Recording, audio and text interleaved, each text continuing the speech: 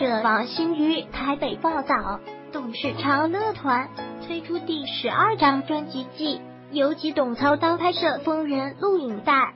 并到基隆阿根纳造船厂遗址取景。为了拍摄画面好看，吉他手小豪还要走到远处表演，但因当天下雨，岩石湿滑，好几次都险摔到海里，幸好靠住小豪手脚利落，避免危险。当初疯人是为了董事长乐团首部电影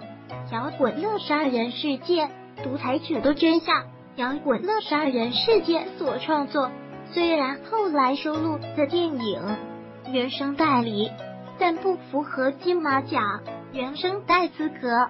吉董笑说，我只好牺牲睡眠，又很快的又为电影量身打造另一首歌曲。疯人是董事长乐团首次跨界挑战音乐剧《风中浮沉的花蕊》重要歌曲，传达剧中吕雪凤、蔡昌宪母子间的矛盾与纠结，